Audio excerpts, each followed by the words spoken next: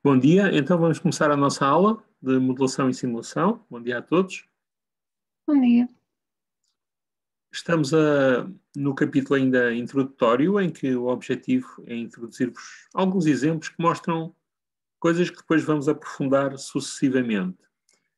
Tínhamos visto um exemplo que levou um modelo em tempo discreto e vimos várias coisas associadas a isso, algumas das quais vão explorar no primeiro trabalho. Eu agora queria considerar um outro modelo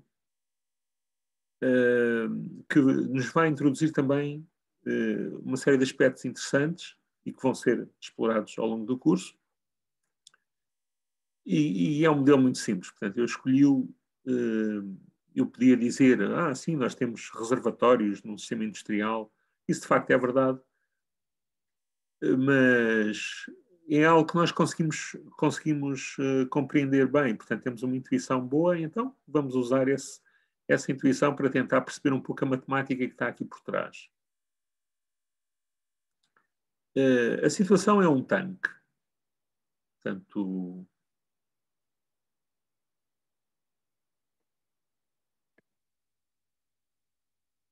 a situação é um tanque. Basicamente, o que eu tenho é há um caudal que entra, a que eu chamo U, e há um caudal que sai, a que eu chamo Q. E o caudal que sai através de uma abertura A pequeno. E eu estou a supor que o meu tanque tem uma secção reta constante. Poderia considerar situações mais complicadas, de resto, depois vamos ver uma outra situação interessante que nos vai introduzir uma classe de modelos. Mas para já vamos supor que a secção reta do tanque é esta. E nós queremos escrever um modelo para o nível da água do tanque. Basicamente é a variável mais importante que está aqui, não é? E então, nós podemos pensar nisto como queremos relacionar a água que entra com o nível da água, o nível H, que está aqui marcado de lado. Como é que eu posso fazer isto? Bom, este curso podia ser um curso de mercearia. Quase todas as técnicas são técnicas em que se contabilizam as batatas que entram e as batatas que saem. As batatas que estão na mercearia são iguais às batatas que o merceeiro encomendou, menos as batatas que vendeu. Isto é quase sempre assim, exceto uma coisa que nós vamos ver, que é o princípio de Hamilton, que é um princípio muito geral e em que se constroem modelos com base em problemas de otimização. Mas grande parte das coisas são tão simples como esta. Portanto, eu vou fazer um balanço de massa e um balanço de energia. E ao fazer esse balanço de massa e um balanço de energia, eu sei que a massa e a energia conservam-se, eu vou conseguir escrever as equações para que relacionam estas variáveis, o U e o H. Eu primeiro vou relacionar o H com o U e com o Q, usando a conservação de massa, e depois vou relacionar o H com o Q, usando a conservação de energia.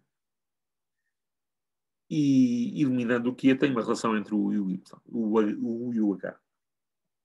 Bom, então vamos aplicar a conservação da massa. E para isso eu posso fazer o seguinte raciocínio, que é um raciocínio típico em muitos problemas de modelação. Eu considero um intervalo de tempo pequenino, cuja duração eu represento por ΔT, que está entre t e t mais ΔT. Portanto, há ali um intervalo de tempo pequeno. E durante este intervalo de tempo eu vou supor que o nível da água variou de uma quantidade que eu chamo ΔH. Portanto, a água entrou e saiu e o nível variou de ΔH. E agora vamos pensar no volume de água. Geometricamente, esta variação é A ΔH, porque o A é a secção reta, vezes a altura, não é?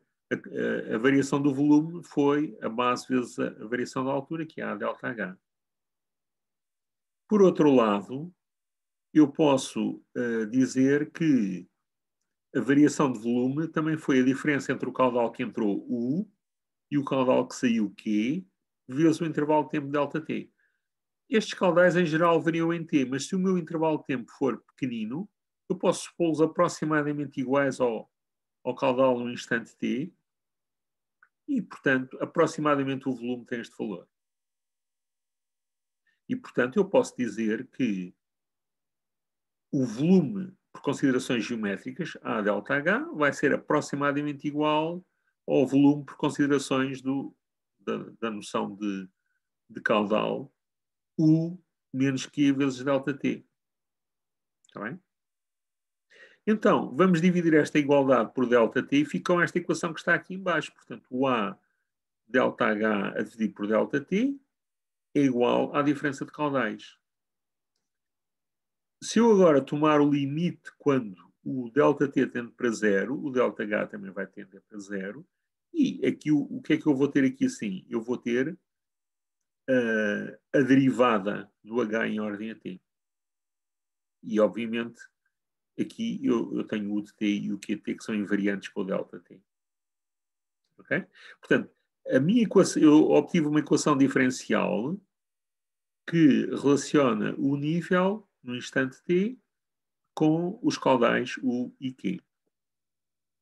Reparem, vamos fazer aqui uma conta que, por um lado, é uma conta que sabem fazer, mas às vezes estão esquecidos e, por outro lado, vai-nos dizer mais qualquer coisa sobre isto. Se eu dividir esta equação por A,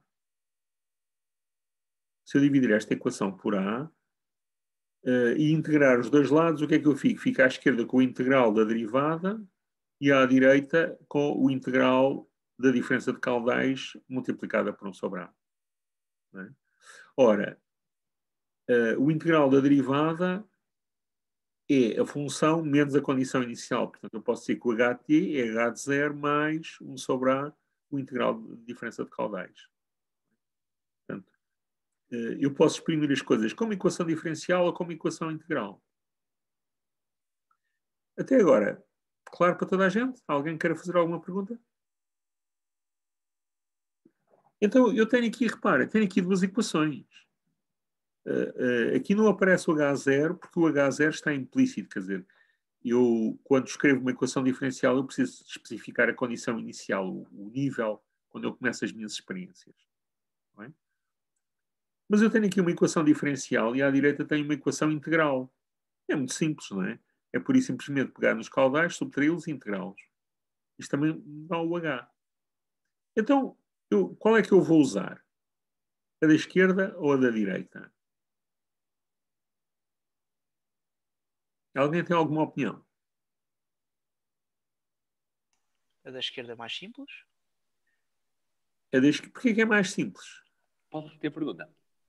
Eu estou a perguntar qual é que, o que é que acham que nós vamos usar como modelo? As duas equações são equivalentes, não é? Esta que está pintada a amarelo e esta que não tem pintura nenhuma, não é?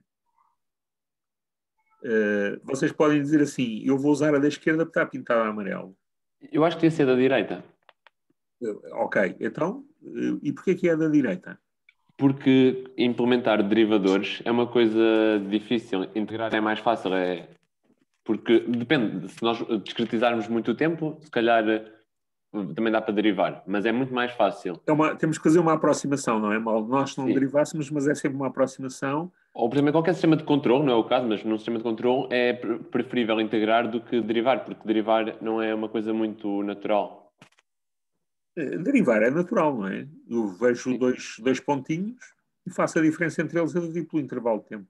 Sim, mas sempre se houver ruído, não sei se é o caso. Isso é um bom ponto, não é? Se eu tiver ruído, eu amplifico o ruído com o diferenciador e se tiver O integrador às vezes é o ruído para cima, ruído para baixo e ele vai-se anulando. O derivador não é causal, não, isso não é óbvio, não é?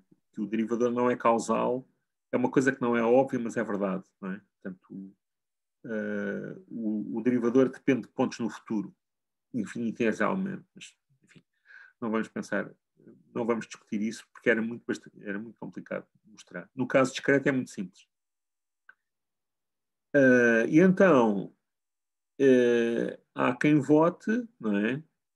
Há quem vote aqui pelo uso da equação integral. Mais opiniões? O da direita também acho que é melhor porque dá forma implícita ao H, enquanto o da esquerda tem de forma explícita. No da esquerda está implícita e como O na da esquerda é implícito, o da direita é explícito. Sim, e é mais Mas fácil isso é trabalhar com verdade, isso explícito. é verdade, isso é verdade. Pois é, mas vamos usar o da esquerda. E sabem porquê? Porque o da direita, vamos lá ver, vamos pensar em aproximações do integral e da derivada. Eu no integral, eu faço uma diferença entre dois instantes de tempo, próximos um do outro. Portanto, digamos que a equação da esquerda, baseada que é a equação diferencial, não é? Uma equação diferencial é algo que relaciona as variáveis e as suas derivadas. Aqui o H não está relacionado, a derivada do H não está relacionada com o H, mas depois vamos ver que vai estar, porque vamos eliminar o Q.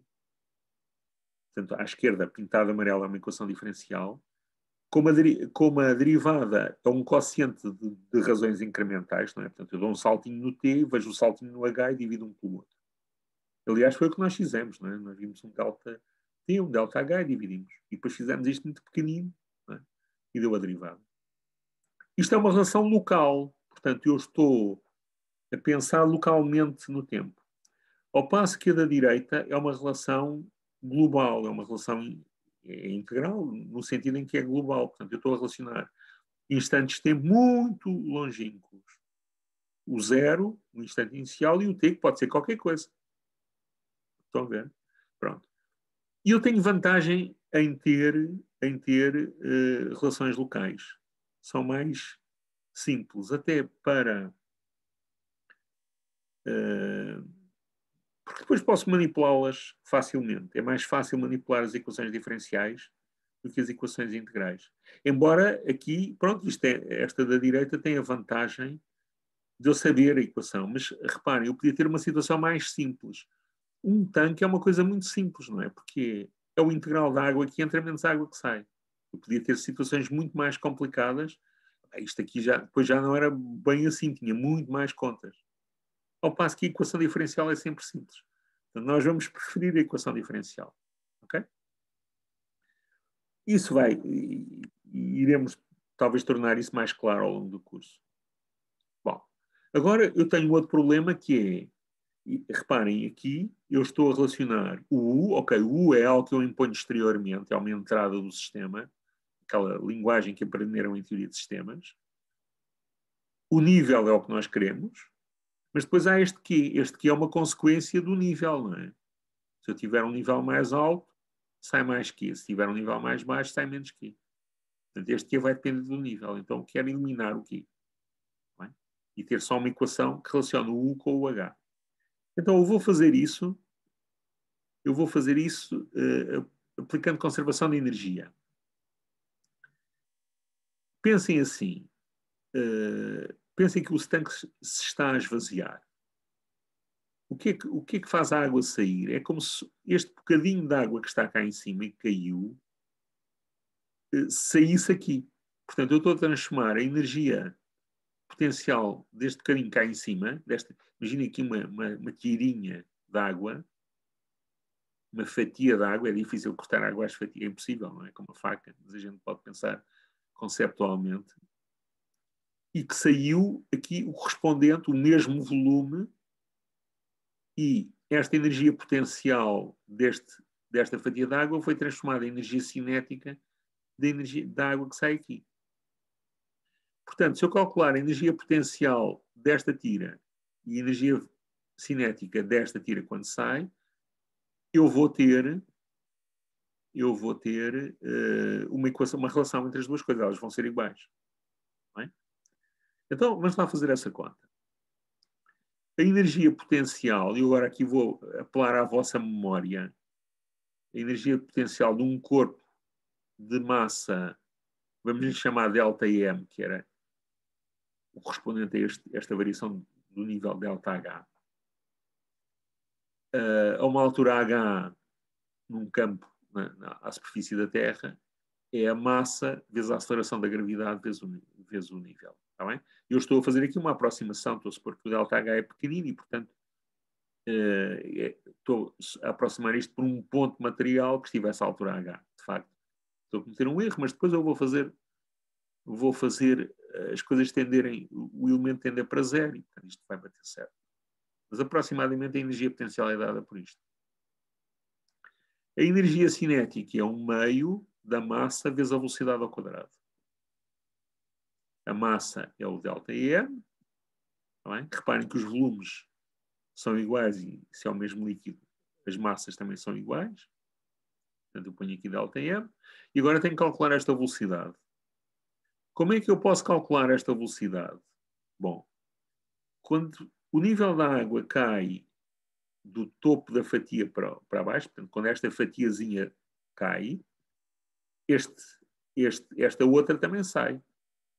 Chamemos L este comprimento. Nós não sabemos qual é, mas depois vamos ver que não precisamos dele. Mas tem um comprimento.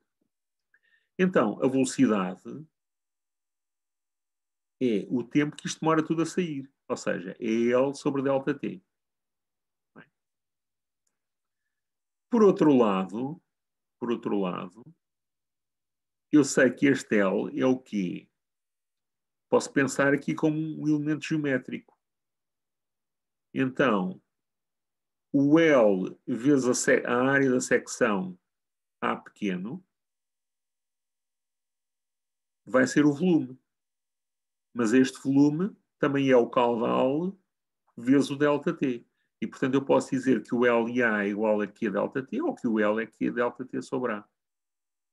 E agora combino estas coisas todas, tiro o L daqui, ponho-o ali, os ΔTs cortam e a velocidade não é mais do que o Q sobre a área da secção reta da saída. Portanto, o que eu fiz foi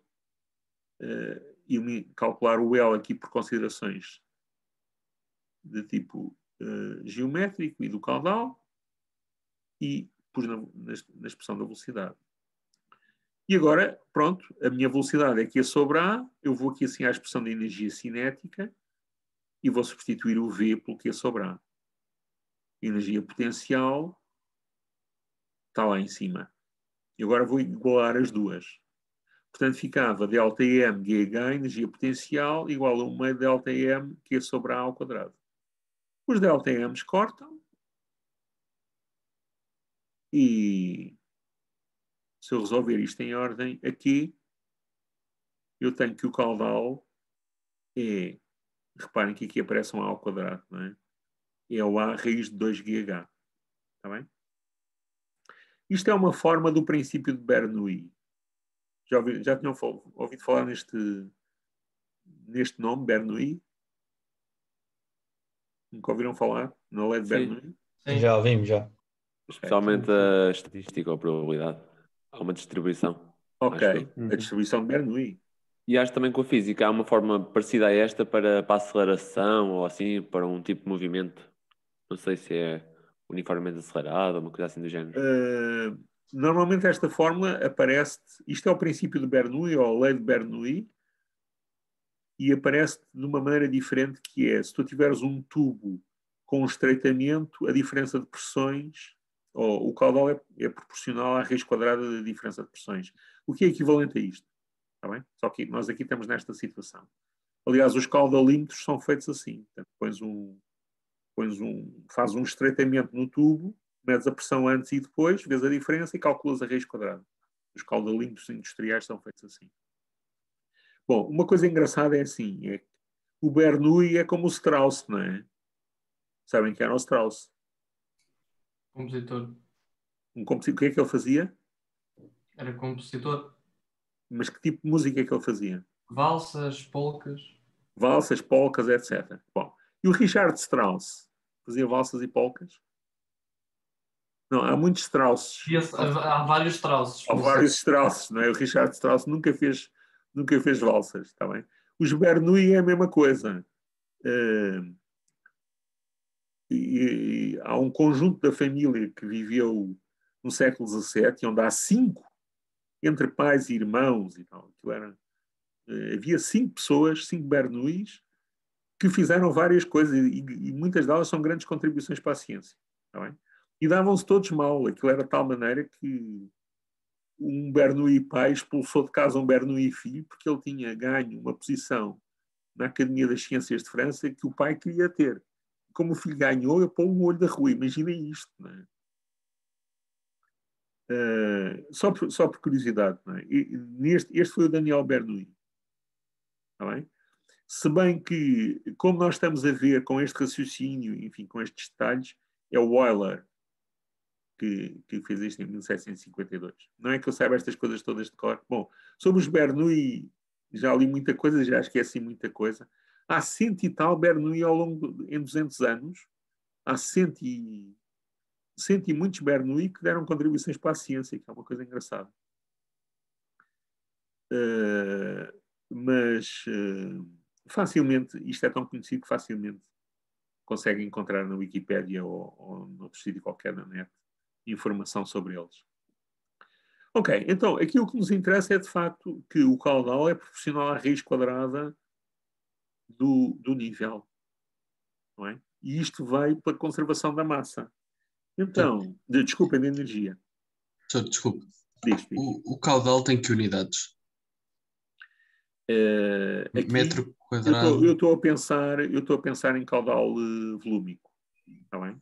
Aqui neste caso. Ok. E portanto era de unidades de volume por unidade de tempo, está bem? Podia ter um caudal mássico. Epá, mas não nos vamos embrulhar nisso aí, está bem? Mas de qualquer maneira aparecia-te aqui mais uma constante. Não? As unidades são coisas muito importantes. Mas às vezes a gente também tem que perceber, pronto, estamos a trabalhar com um conjunto de unidades coerentes e agora vamos pensar, há aqui outras coisas que também são igualmente importantes ou talvez mais importantes.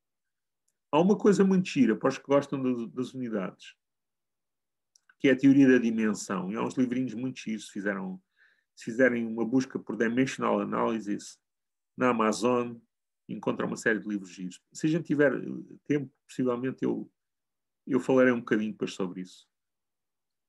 O nosso programa acaba por ser um bocado pesado. Mas aqui, sim, obviamente, estávamos a pensar em exprimir o volume em unidades, em unidade. Portanto, estamos a exprimir o volume em unidade, em litros, por exemplo. Não é? E o caudal era litros por segundo, por exemplo. Litros por unidade de tempo. Ok. O que eu tenho que ser é consistente. Se eu não for consistente, estas contas aparecem-me aqui uma constante. Essa constante depois ia cortar toda. Obtinhas rigorosamente o mesmo resultado. Não é? Mais alguma pergunta?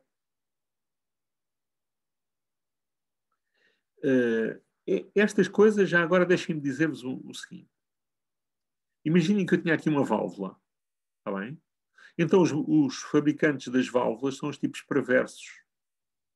E o que é que fazem? Fazem válvulas em que a construção da válvula é tal. Bom, tu tens sempre há sempre uma dependência da raiz quadrada do nível que está antes. Mas eu depois posso impor funções que não são necessariamente esta.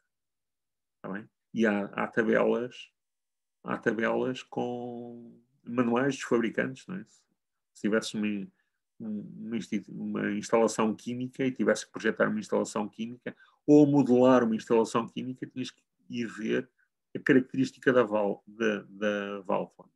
Se não souberes nada e se não souberem nada e se for um escoamento livre, lei de Bernoulli em cima, vês uma constante que tem que ser estimada normalmente. Isto é uma boa aproximação, mas depois na prática há sempre pequenas variações e eu tenho que estimar a constante.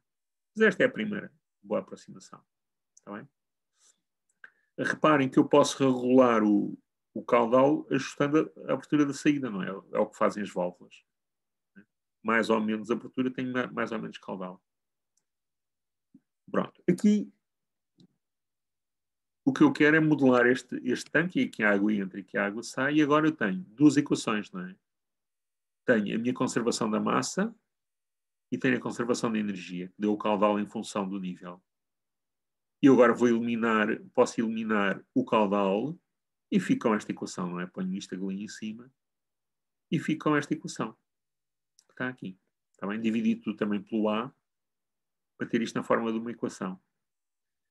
E aqui está a descrição diferencial do sistema. Portanto, não se esqueçam que eu tenho uma variável, portanto, tenho uma condição inicial. Se tivesse mais variáveis, tinha mais equações diferenciais, ou não tinha derivadas de primeira ordem, tinha derivadas de ordem superior, depois havemos de falar mais nisso. E tinha mais condições iniciais. Aqui só tenho uma variável, portanto, só tenho uma condição inicial e tenho uma equação diferencial.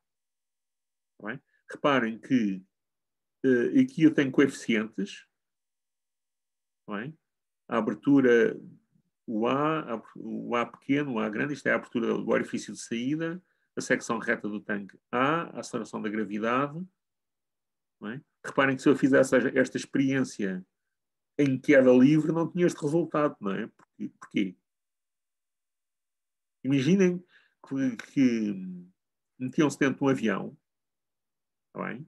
Levavam o tanque, levavam a água e há umas experiências em que os aviões caem. Não é? Tu andas ali assim durante 20 segundos, pá, parece que está a flutuar, não há gravidade.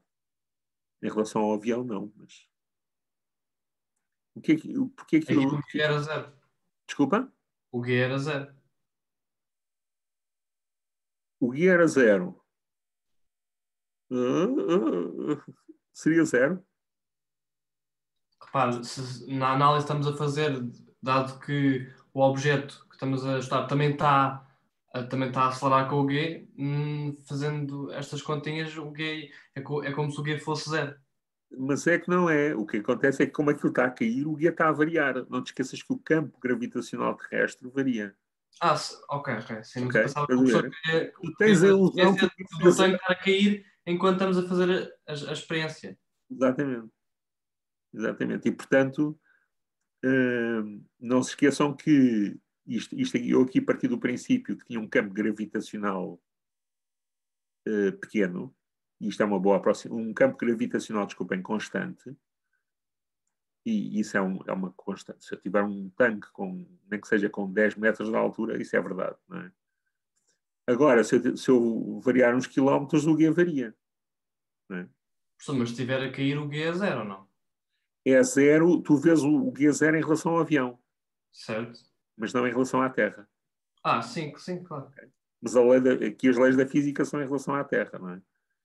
E aí ias ver tinhas que calcular a tua expressão de energia potencial, já não era aquela, se calhar o raciocínio ficava bastante mais complicado.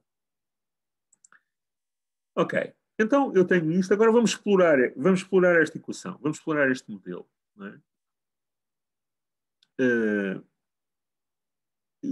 Isto é um aspecto terrível, não é? Uma equação diferencial, reparem que ela é não linear, aparece para aqui uma raiz quadrada, portanto eu não posso aplicar o princípio de sobreposição, o sistema é não linear.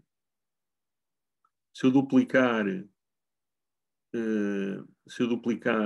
o U, eu não vou duplicar o nível. Mas eu posso tirar aqui algumas conclusões, não é? Por exemplo, duas perguntas que eu gostava de responder. Se o caudal de entrada for constante, atinge-se um valor de equilíbrio. Portanto, eu ponho lá um caudal à entrada constante. Não é? Será que eu atinjo um valor de equilíbrio? E como é que eu calculo? E como é que evolui o nível em função do tempo a partir de uma dada condição inicial? Então, vamos pensar na primeira questão. Como é que eu posso calcular o valor de equilíbrio? Vamos olhar para ali, para a equação. Como é que eu posso... Eu ponho um U constante, o caudal de água que entra é constante. E será que há uma situação em que o nível não varia? Isso é que é a noção de equilíbrio, não é?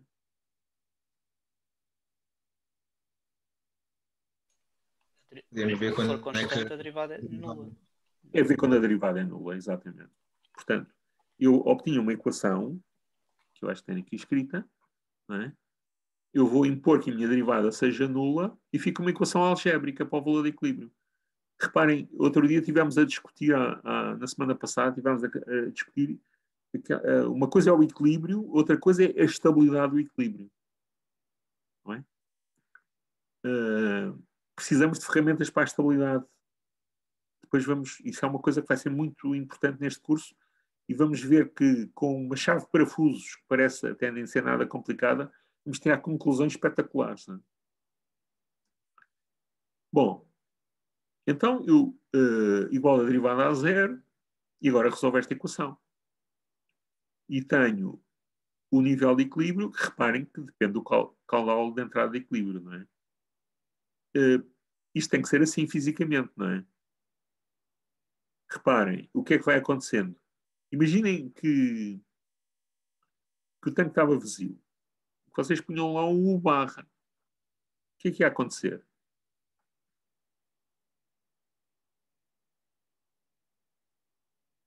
O tanque começava a encher, começava a esguichar a água cá para fora, não é? E vamos supor que, ao princípio, nós tínhamos mais água, o barra era maior do que aquela que estava a esguichar cá para fora. Não é? Porque senão aquilo nunca saiu do zero. E depois, o que é que ia acontecer? O nível subia. Subia, pá, nunca atingiu o equilíbrio. É? Não, ia subir e ia aumentando, mas depois, à medida que subia, ia aumentando cada vez menos até chegar ao equilíbrio. Mas porquê que aumenta cada vez menos? Essa é que é a questão. Sim, porque o Q, acho que é o Q, a saída, Sim. é tanto maior, o fluxo de saída é tanto maior quanto maior for a água que está Exatamente. no reservatório. A pressão aumenta e faz com que saia mais água. Sai mais água, não é? E é por isso é que ele vai, e a certa altura sai tanta água que equilibra aqui, entra, então ele fica no equilíbrio. Está bem? Matematicamente é a derivada igual a zero. Está bem? Matematicamente é a derivada igual a zero, mas até percebemos intuitivamente o que é que está a passar. Pronto. Isto aqui é um equilíbrio dinâmico? Isto é um equilíbrio de um sistema dinâmico. Okay. É um equilíbrio de um sistema dinâmico. Porque tens um sistema descrito numa equação diferencial, não é? As equações diferenciais descrevem-te movimento. É uma maneira compacta de tu descreveres um movimento. E agora os movimentos são tais que aquilo ficam no mesmo sítio. Compensam-se. Que ficam no mesmo sítio. Ok. Agora vamos fazer uma outra coisa. Usar a prata da casa. Quer dizer, aquilo que nós sabemos. Para tentar perceber a solução. Sabem a solução desta equação? O que é a solução desta equação? O que é a solução de uma equação diferencial?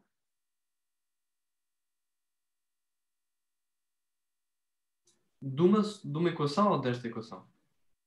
Numa equação diferencial em geral. Se quiseres, pensa neste caso. O que é? O que é em geral?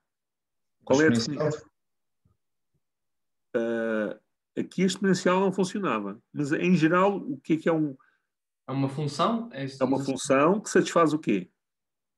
A equação. Portanto, eu ponho lá a função na equação, na incógnita, e tenho uma igualdade verdadeira. Não é?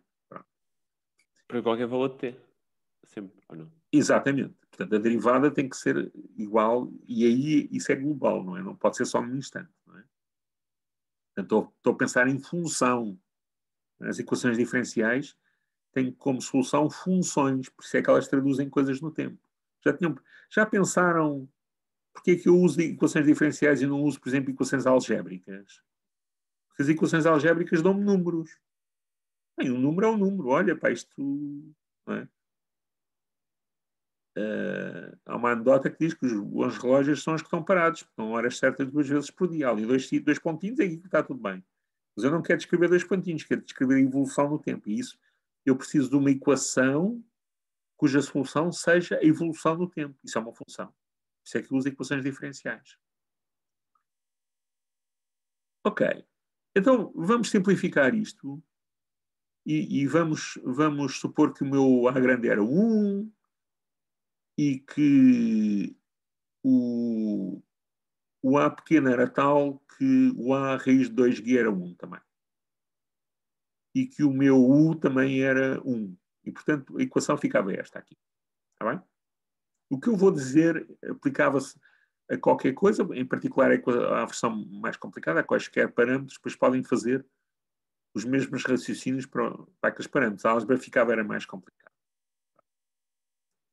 Alguém disse, isto é uma exponencial. É uma exponencial. Se tu derivares a exponencial, tens a exponencial, não tens a raiz quadrada da exponencial. Portanto, exponencial não é. Conseguem resolver esta equação?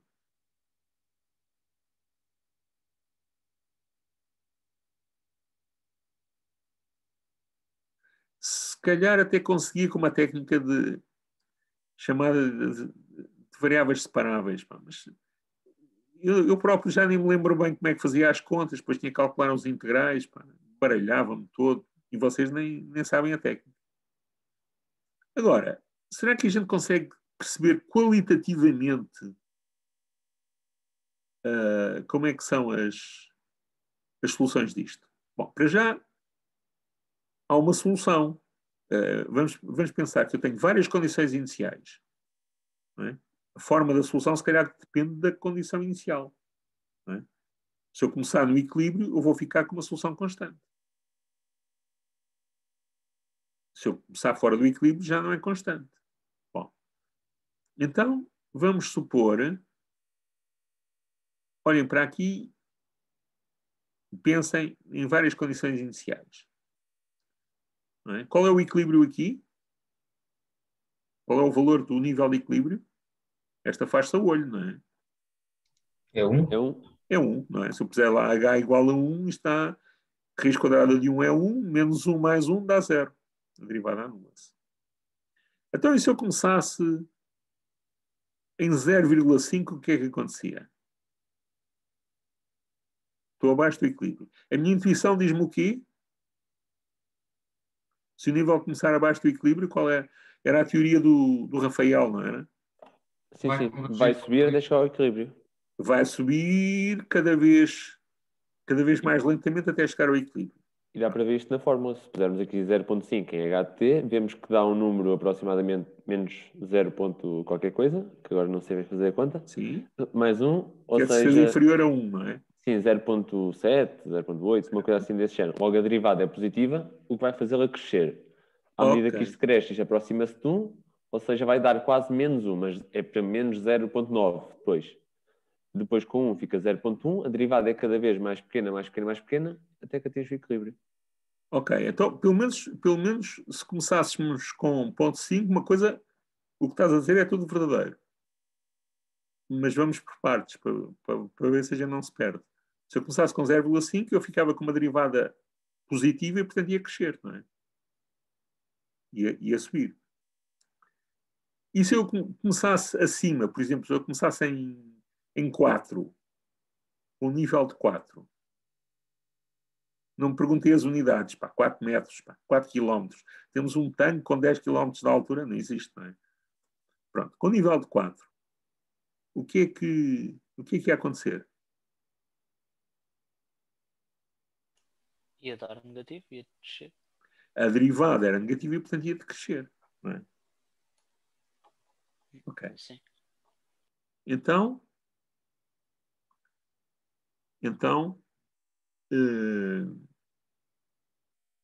eu abaixo vou ter qualquer coisa que sobe e em cima ia ter qualquer coisa que desce, não é?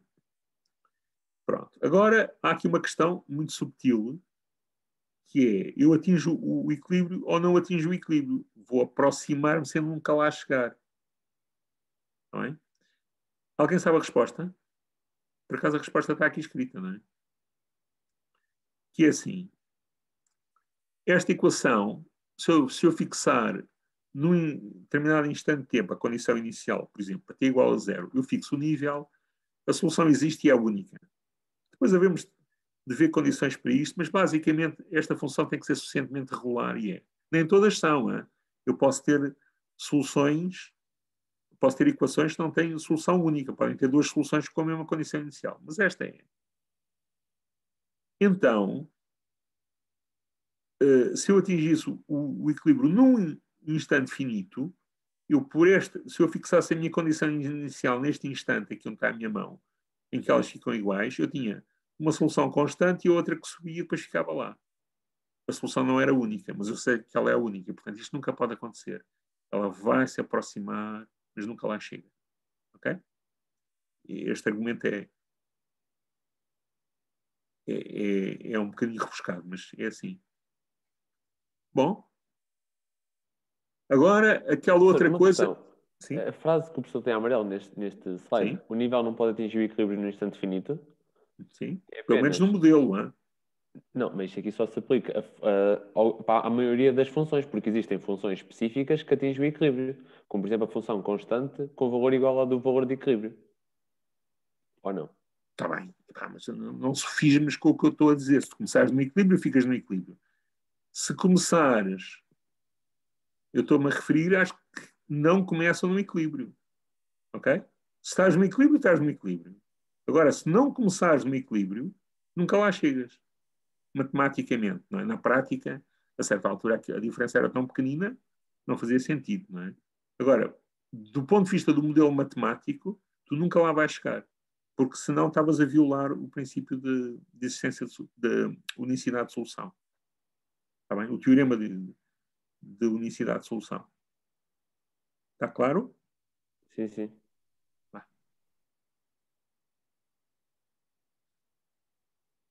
Pronto, agora a outra questão é, à medida que eu me vou aproximando, o Rafael fez as contas de cabeça e percebeu que ele ia sempre, porque a diferença para o equilíbrio ia baixando e a derivada ia baixando e, portanto, a curva vai cada vez sendo mais perto da horizontal. Mas eu podia calcular a segunda derivada, não é? E ver que a segunda derivada estava virada para baixo. Há coisas que eu às vezes não consigo fazer de cabeça, mas aqui tem uma técnica, não é? E se provar que a derivada é negativa, reparem, está aqui o cálculo da segunda derivada, não é? Basicamente, o que é que eu faço? A segunda derivada é a primeira derivada da primeira derivada. Para a primeira derivada eu tenho a minha equação diferencial, calculo usando a regra da derivação, está bem? E reparem que aqui faço o DH, usa a função composta, não é? Portanto, vejo a derivada desta função em ordem a H, vezes a derivada do H em ordem a T. E agora uso outra vez a equação diferencial, não é? E ficam esta expressão para a segunda derivada, que eu resumi aqui. Isto que está aqui na segunda linha é o primeiro termo igual ao último. Se o H for inferior a 1, isto é negativo e, portanto, eu tenho concavidade virada para baixo. Se estiverem níveis inferiores ao equilíbrio, lembram-se que o 1 era o equilíbrio, eu tenho a concavidade virada para baixo. Se o H fosse superior a 1, a raiz quadrada também é, e portanto, eu tinha a concavidade virada para cima. Ok? Então, reparem, nós, assim com uns argumentos muito simples, tiramos uma conclusão extremamente forte. Não sabemos resolver a equação, mas sabemos que a forma das soluções tem este aspecto que está aqui. A forma das soluções tem este aspecto que está aqui. Estão a ver? Se começarem, a forma depende da condição inicial. Se eu começar no equilíbrio, eu vou ficar no equilíbrio, sempre, constante. Se começar abaixo, eu tenho curvas que fazem portanto, vão-se aproximando do equilíbrio sem nunca lá chegar, com a concavidade virada para baixo. Nunca tenho S's. Não é? Nunca vou ter S's. Podia ter começado com um crescimento exponencial e depois fazia assim. Não é? Fizesse um S. Não é? No vosso primeiro trabalho, se pensarem naquela equação logística sem o termo de controle, vai-vos dar um comportamento em S. Se estudarem a segunda derivada, percebem isso. Não é? Para alguns valores que começarem perto, já não tem o S. Já faz assim como esta. Não é? Se começasse lá em cima, fazia isto. Portanto, reparem, eu cheguei à conclusão sobre o comportamento das soluções qualitativamente. Agora, se isto passa mais acima ou mais abaixo, já não sei. Tinha que resolver a equação diferencial. Mas eu usei coisas muito simples como o sinal da primeira derivada e depois o sinal da segunda derivada e os equilíbrios. Calculei os equilíbrios, está bem? E fui tendo as várias curvas. Pronto. Agora, para os perfeccionistas, este gráfico está certo?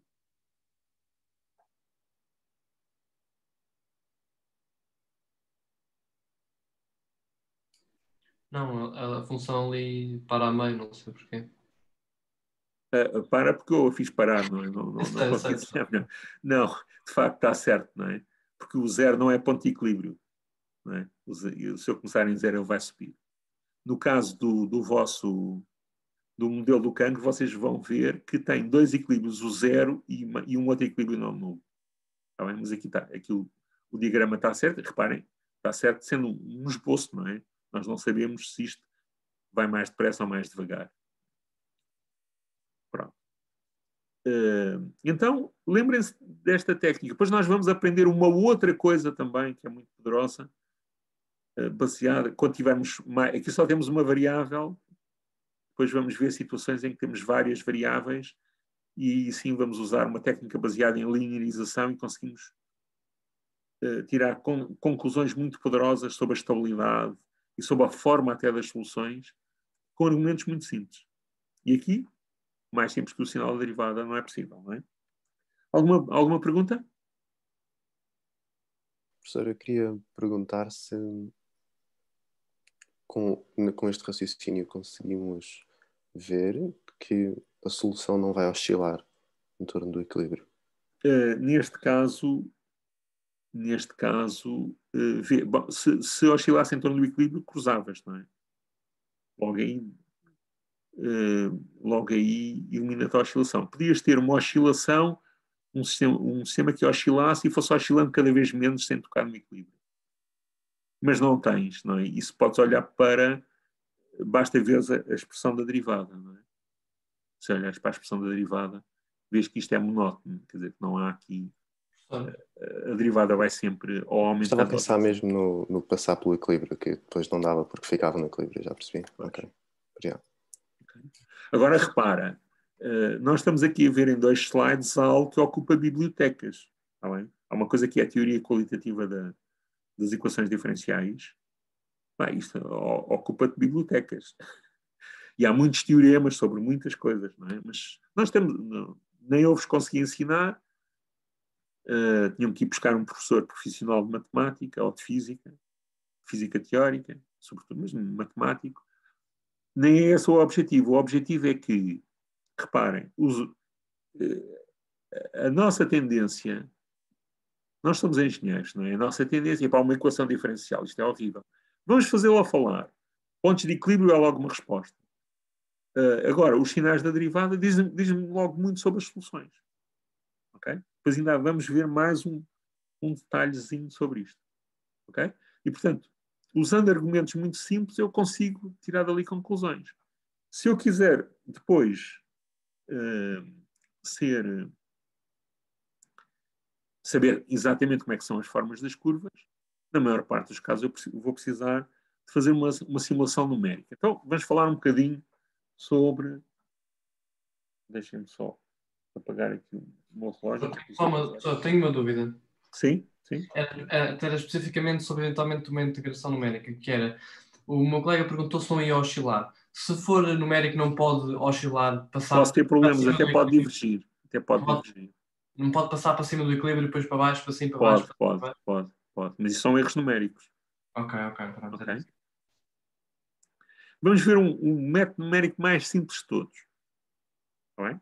Depois havemos de ter também um capítulo em que eu vou falar um bocadinho mais sobre métodos numéricos. Uma vez mais aí, se um dia quiserem resolver, tiverem um problema e queiram resolver coisas muito a sério, se calhar vão precisar de ter que custar um bocado mais. Mas para já vamos ver o método mais simples. Está bem? Eu vou criar uma tabela de tempos e para cada tempo quero saber um nível. Bem, então como é que eu posso fazer isto? Eu posso ter os tempos equispaçados. Tá bem? Depois vamos ver que às vezes eu não tenho os tempos equiespaçados. Aliás, o Simulink, não sei se alguma vez usaram o Simulink. Já, professor, encontrou. E às vezes não dava assim umas curvas quebradas. Quebradas como? A curva devia ser assim uma coisa com derivada contínua. E que havia uns bocados, sobretudo assim, quando nos máximos, perto dos máximos ou dos mínimos, em que parecia assim, fazia assim uns bicos, a derivada deixava de ser contínua. Quando se faz zoom, vê-se isso. Ok, e nunca pensaram como é que resolviam esse problema? No infinito nunca dá para resolver, porque quando nós fizermos Antes zoom, do vamos sempre infinito, ver pá, isso. Não, no infinito, no zoom infinito. Se fizermos zoom, vamos sempre ver esses pontos. Não há solução. Dá para disfarçar mais, disfarçar menos e ver Mas como é que eu posso controlar isso? o passo de... Pelo intervalo. Controlar o intervalo com aquele porque... Mas se tu fores ver se tu fores ver ao menu, não é? Do Simulink, não está lá o intervalo. Não, é variável, mas também... Não, por acaso dá para selecionar o método e nós podemos selecionar métodos de espaçamento Espaço variável. fixo, ok. Então depois já vamos falar um bocadinho mais sobre isso. Vamos ver isto aqui e depois vou-vos já dizer, vou antecipar um bocadinho, depois havemos de falar sobre esses métodos. Vou-vos já dizer depois uma coisa. Bom, então, vamos lá ver. Vamos supor primeiro que eu tenho um passo fixo. Está bem?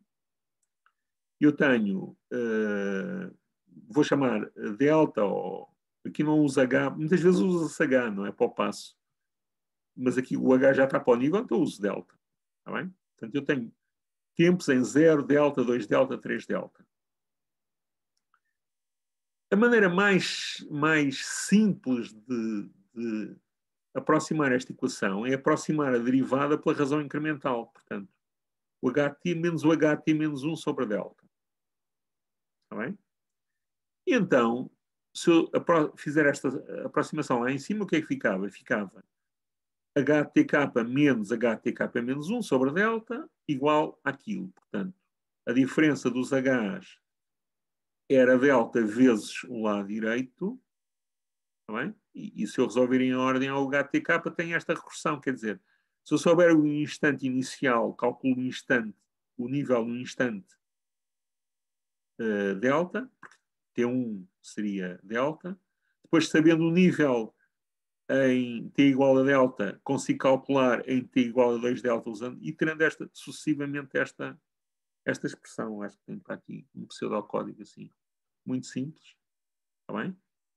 Portanto, ia iterando isto e ia, obviamente, aumentando o tempo. Está bem?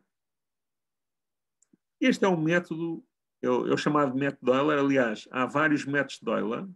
Este é um dos métodos de Euler, é o backwards. Está bem? Reparem que ele está a aproximar a derivada para trás. Isto é o correspondente, se nós usássemos a equação e integrássemos, era aproximar era o correspondente a aproximar o integral por retângulos. Tá? Eu posso aproximar o integral por trapézios, dá uma aproximação bastante melhor, ficava com método melhor, mas vamos lá chegar a isso. Para já, vamos ver o que é que isto nos dá. E isto dá-nos muita coisa. Bom, primeiro, isto funciona quando o delta é pequenino, não é? Face às taxas de variação do H. Se eu começar a ter Hs muito grandes, vou ter um erro muito grande e posso, inclusivamente, a aproximação, isto nem para deltas muito grandes, eu integro a equação e que dá-me um disparate, começa a oscilar e dá-me valores. Isto é válido para deltas pequeninos. Não é? E o interesse para já, é porque é o mais simples.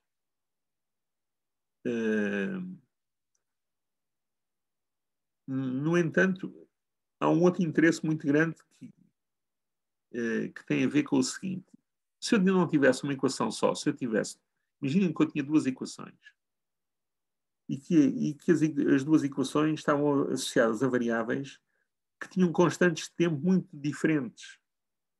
Uma muito rápida e outra muito lenta. Portanto, havia uma variável que variava muito lentamente e a outra variava muito rapidamente. Eu vou ter problemas numéricos, de certeza. São os chamados sistemas stiff, com 2 Fs. Tá bem? E aí este método Euler funciona melhor do que alguns dos mais sofisticados. Portanto, isto não é assim uma coisa para pôr na prateleira. E dá-nos, às vezes queremos fazer uma conta rápida, este é um método mais simples e funciona relativamente bem, só para ter uma primeira ideia. Claramente, se eu quiser integrar as equações, eu vou precisar ter um método mais poderoso e não o vou programar normalmente, eu vou usar um pacote. Fazer um programa de integração numérica de equações pode ser um projeto para várias pessoas durante vários anos. Aquelas coisas que tem no Simulink, aquilo é o destilar muitos anos metido ali. Portanto, eu podia usar isto, já agora deixem-me mostrar o resultado. Ok. Ainda. Isto aqui eu fiz mesmo com o Simulink. Está bem? E não usei o método Euler, mas fiz com o Simulink. Como é que eu fiz com o Simulink? Como é que eu posso fazer? Usar esta técnica. Lembrem-se, o Simulink é uma coisa em que eu tenho vários blocos, tenho integradores, tenho funções, tenho pontos de soma. E o que é que eu tenho? Que blocos é que eu tenho aqui assim? Tenho um integrador. E o integrador à saída tem o H. Portanto, à entrada há de estar o H ponto. E agora vou forçar a que isto seja o H ponto. Como é que eu faço isso? Eu vou fazer com que o H ponto seja menos raiz de H mais 1. Então, tenho aqui uma função. Este 1, lembram-se que tinha do U, não é? Em que entrava o U e entrava o H. E esta função é menos raiz de H mais U. É o que está lá dentro. Está bem? Reparem que se eu tivesse aqui outra função, tinha que meter ali. Isto é uma técnica genérica para simular equações diferenciais. Só precisam destes blocos. E este aqui é para despejar as coisas para o espaço de trabalhos, para depois fazer gráficos. E aqui também, não é? E aqui tem um bloco para gerar a função U. Era um escalão entre dois valores. E a simulação é esta que estão aqui. Não é? Portanto, eu ponho um valor inicial, 1 litro por minuto, e o nível inicial era 0, ia para ali, atingiu o equilíbrio, e depois eu dei um saltinho mais uns quantos decilitros, e ele subiu outra vez. Está bem? Portanto, simulação. Então, como é que eu simulo? Usando métodos numéricos. Posso programar os métodos numéricos, vamos ter um capítulo dedicado a isso. Posso usar o Simulink que embebe métodos numéricos. Agora, aquela questão que eu levantei logo no princípio, que é porquê que me aparecem porquê que me aparecem aqueles bicos às vezes nas simulações do Simulink? Aquilo que acontece é que no Simulink eu posso ter métodos de passo fixo, como este que está aqui, que o tempo avança sempre de uma maneira certinha, mas posso ter métodos de passo variáveis. Não é? Isso depende, usar uns ou outros depende do tipo de equações. Se for uma equação bem comportada, nós vamos usar coisas de passo variável. O que é que fazem os métodos de passo variável? Eles ajustam este delta, o passo de integração, é o tempo entre dois instantes em que eu tenho números, eles ajustam esse delta de tal maneira que se a função for muito regular, eu posso ter um delta muito afastado, porque aquilo está... Se a função começar a oscilar muito, eu preciso ter um delta mais pequenino. Está bem? Como é que isso é feito? É feito da seguinte maneira. Portanto, ele faz a solução ao longo de um passo delta. E depois considera um passo que é metade desse delta e itera 2 vezes e compara as duas. Ok? Portanto, imaginem que eu queria avançar de 4 delta para 5 delta. Eu fazia a simulação para calcular aqui no instante T5. A começar aqui, em T4. E depois fazia uma outra conta, que era avançar de 4 delta para 4,5 delta e de 4,5 delta para 5 delta. Ficava com outro número. Se esses números estão abaixo da tolerância, então eu posso aumentar o passo. E depois há umas heurísticas para ir aumentando o passo, tipicamente é duplicando. Enquanto esses a diferença entre os 2 metros for inferior a uma tolerância que é especificada, eu estou sempre a aumentar o passo. Bem? A partir do momento em que essa diferença fica superior à tolerância, eu vou buscar o passo anterior em que ainda estava dentro da tolerância. Tá bem? E por isso é que ele, quando, nas zonas em que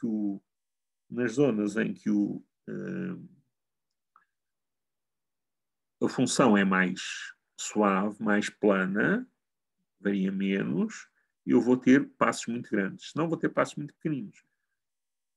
E essa seleção do passo ser mais pequeno depende da tolerância que nós damos. Tipicamente, a tolerância que aparece no Configuration Parameters, que é o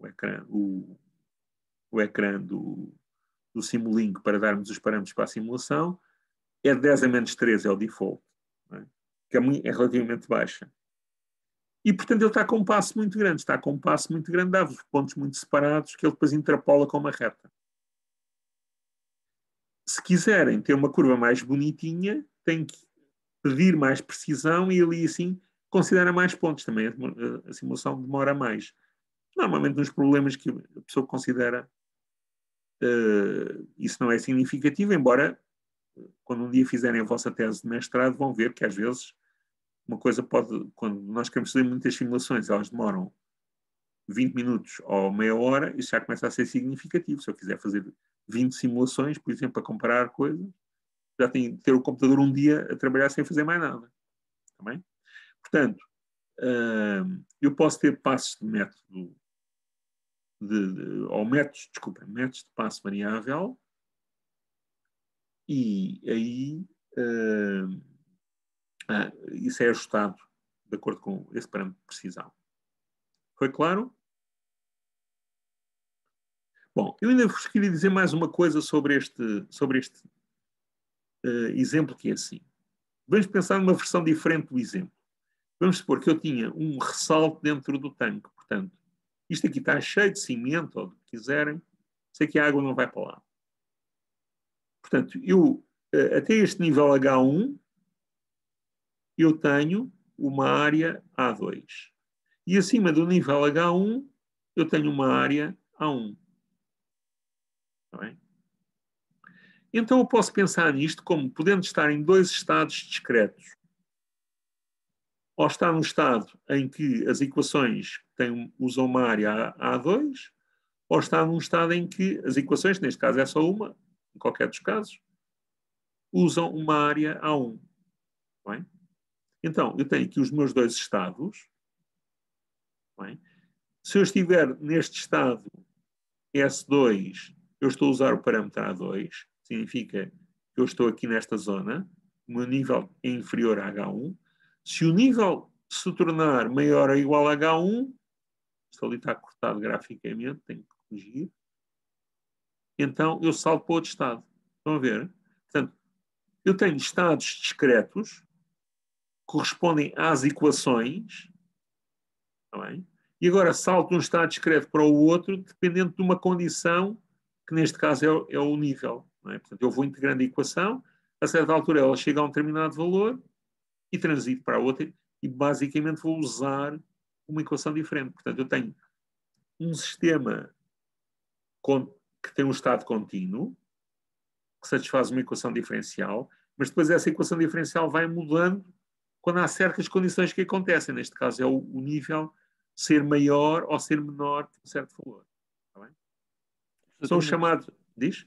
Eu tenho uma questão. Por que esta função as funções f dependem de A2 como variável? Como parâmetro. Mas, por exemplo, eu acho que pelo menos n maior que n1 devia depender de A1. Não, isto não é n, pá, é h. Está ali cortado. H maior do que A1, em vez de ser f de H e A2, não devia ser f de H e A1? Não. Quer dizer, ele depende implicitamente do facto de teres o A2. Mas a condição de passagem é uma condição que tu tens que observar. Observar, vê-la, medi-la. Podes não medir o A2, não é? E depende só do H1, não é? Deste nível em que está aquele ressalto.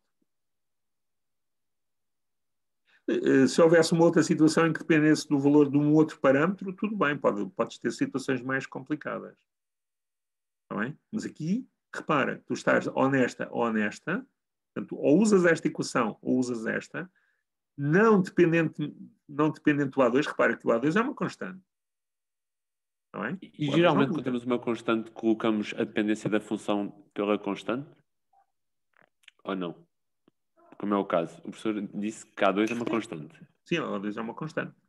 E, portanto, é uma função, depende do H, que é uma função, e depende desta constante. Se quiseres, pões aqui um ponto e vírgula, se quiseres ser perfeccionista.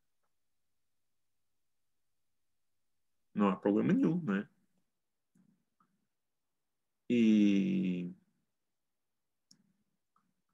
Mas a condição de saldo só depende do nível, não depende daquela constante. Está bem? Não sei se é isso que está a confundir o Rafael, mas no estado S1 está escrito A2 em vez de A1, obviamente. Pois é, isto aqui é A1, pois foi, tenho que corrigir isso, exatamente.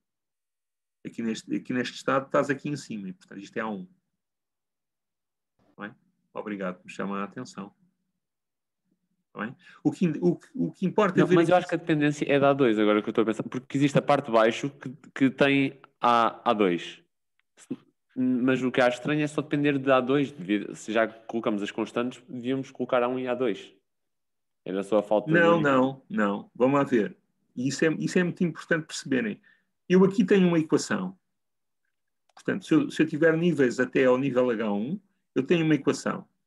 E a seguir tenho outra. Pronto. Neste caso, eu até podia ter equações diferentes. Podia ter aqui um F1 e aqui ter um F2. Neste caso, a diferença das equações é só porque num caso tem A2 e no outro caso tem A1.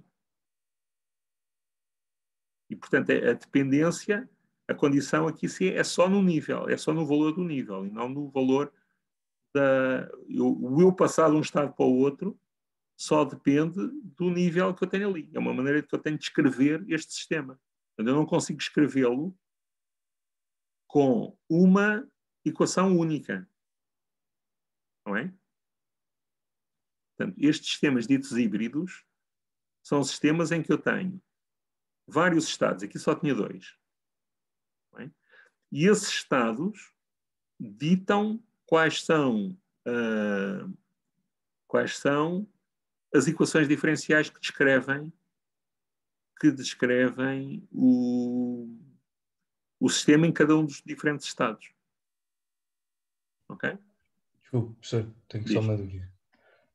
Mas eu consigo perceber a questão do Rafael para sabermos A1 e A2 simultaneamente, porque como é que nós sabemos então quando é que vamos mudar de estado?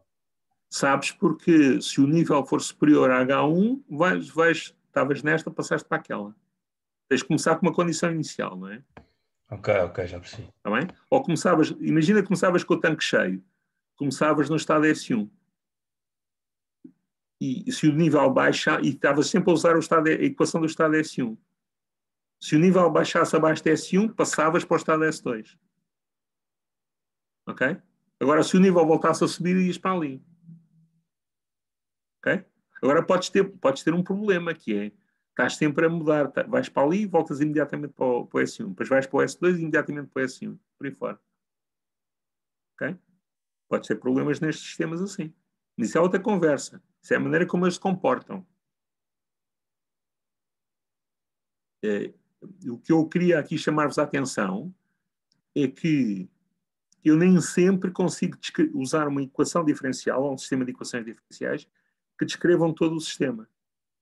E então, eu vou usar esta parametrização. Está bem? Se calhar podia descrever isto de outras maneiras diferentes, mas esta é uma parametrização geral. Aplica-se a muitas coisas. Portanto, a ideia aqui é o quê? Eu tenho estados discretos, neste caso tenho 2 estados discretos, tenho uma condição de passagem entre um estado e o outro, e em cada estado discreto eu depois tenho um estado contínuo que evolui de maneiras diferentes. O estado contínuo é sempre o mesmo, que é o H. Okay? Deixem-me dar-vos alguns outros exemplos. Professor, Sim? no estado S1, depende da 1 e da 2 ou só da 2? Depende da 1 só. Ok. Aqui depende só da 1. Epá, isto foi uma gralha minha, estúpida. Mas eu acho que também depende da A2, porque o que está para baixo também devia influenciar. Porque... não, porque a noção de Estado é essa, tu não dependes do passado. Não, Tu podes dizer assim, eu comecei por encher o tanque. Não é? Mas se eu tiver imagina que era esta situação até que está aqui representada, não é? Com o nível nesta posição, podes dizer assim, mas ele começou por estar cá em baixo e depois subiu, mas quando subiu, o que conta, a variação que vai contar é só a equação para esta portanto, as variações é como se estivesse cheio de água, não é? porque estamos no domínio diferencial e não no domínio integral. Sim, sim. Ok, depois se estivéssemos no integral devíamos ter em conta... Ok, já percebi. Sim. E o estado não interessa como é que tu lá chegaste, o que interessa é que estás ali. Ok? É o resumo da história passada, está ali. Não interessa como é que a pessoa lá chegou. Não é? Epá, está cheio. A água está cheia. Então, se está cheio, quando varia aqui o nível, ele vai variar com as nossas equações. É como se este bocado aqui estivesse também cheio de água, não é? Neste caso. Agora, percebam que isto não é só... Eu não estou só preocupado com o tanque onde pus uma pedra. Este modelo é uma classe de modelos muito importante, que modela muitas coisas muito importantes, eu já vos vou dar uma lista delas. E retenham isto, são chamados sistemas híbridos, em que eu tenho estados discretos, e em cada tem condições de passagem entre os estados discretos, e em cada estado discreto eu tenho uma descrição do sistema. Ok? Deixem-me dar-vos aqui exemplos. Por exemplo, caixa de velocidades no veículo automóvel. Quando eu me meto as mudanças, eu estou a mudar as equações do sistema. Não é? Termostato para regulação da temperatura num frigorífico. Eu tenho ali uma descontinuidade, liga-desliga. O frigorífico ou está a receber energia ou não está a receber energia. Estou a mudar as equações e tenho dois estados discretos, que é o frigorífico ligado ou desligado. Um bocadinho mais sofisticado, os impactos dos pés de um robô-bit. Quando eu tenho os pés no ar ou quando tenho os pés apoiados, eu vou ter dinâmicas diferentes. Posso descrever este tipo de coisas e projetar depois os controladores com base nestes modelos chamados híbridos. Sistemas com falhas. O que é uma falha? Imaginem que eu posso ter falhas totais ou parciais. Imaginem que eu tenho estou a guiar o meu carro e que os meus travões não funcionam, ou totalmente ou parcialmente. Bem? Então a dinâmica do carro está a mudar. A maneira como o carro responde está a mudar. E eu posso descrever os sistemas com falhas também. Posso até ter diagramas muito complicados que dependem das várias falhas e descrever essas situações com estes modelos. Aeronaves de estrutura variável, servidores de uma rede de computadores, já vos vou mostrar um exemplo depois, mas embora a gente não vá explorar a parte híbrida. E há um que é muito engraçado, que é uma bola que saltita, que nós vamos ver, em que a transição o que faz é mudar a condição inicial do sistema. Não é? Quando a bola, imaginem que a bola vai bater no chão, e então o que é que acontece quando ela bate no chão? Eu posso, ou modelo aquela interação da bola elástica com o chão, que também é elástico, semi-rígido, dá umas equações complicadíssimas, ou então tenho um modelo muito simples que me diz, pura e simplesmente a minha velocidade mudou. Então, eu mantenho a equação, mas aí mudou foi a condição inicial. É uma maneira muito simples de modelar uma bola que saltita, ou sistemas com impactos também. Portanto, estes sistemas híbridos, não foi só uma esquisitice que eu pus aqui, mas correspondem a uma classe muito importante de sistemas no controle e na robótica. Bem? Alguma pergunta final rápida? Temos só uma questão. Quando o professor diz sistemas com falhas, são falhas previsíveis, não é? E podem ser imprevisíveis. Bom, tem que os modelar, não é? Tem que os modelar, exatamente. Não pode ser uma falha aleatória, não é? Claro. Sim, tem que os modelar. E portanto, posso querer avaliar o impacto das falhas tendo tens um estado que é o funcionamento normal, e depois a condição é, ocorreu uma falha. Isso será uma variável qualquer que toma um determinado valor. E passas para outra em que é a dinâmica do sistema com a falha. Agora, podes ter muitas falhas possíveis. E podes ter grafos muito complicados. E agora o teu problema é, por exemplo, tu queres garantir que há sistemas de segurança que vão atuar nos momentos certos e que te impedem uma situação catastrófica. Okay? Mas isso já não é a modelação, mas é depois a síntese do sistema de controle. Mas a modelação é muito simples, é com este tipo de estados discretos que correspondem cada um a uma dinâmica contínua, e eventualmente condições iniciais. Ficou claro? Tomás? Sim, muito obrigado. Nada. Pronto, então, reparem que há aqui muitas coisas que nós, ao longo do curso, vamos ver. Se calhar só sobre sistemas híbridos. Há sítios onde só sobre sistemas híbridos há uma cadeira única, a nível mais avançado. Normalmente não é de licenciatura. Nós vamos ver algumas coisas básicas sobre modelação de sistemas híbridos. Pronto, portanto, hoje vamos acabar aqui assim. E continuamos ainda neste capítulo introdutório. Ainda há 2 exemplos que eu queria falar convosco antes de começarmos depois a ver métodos. Se bem que aqui já estamos a introduzir muitos métodos, não é? Embora de uma maneira ainda muito simplificada. Então, até quarta-feira, não é? Sim. Eu gostava de falar consigo para esclarecer uma dúvida sobre o laboratório. É possível? Sim. Vamos esperar um bocadinho. Espera aí, deixa-me só...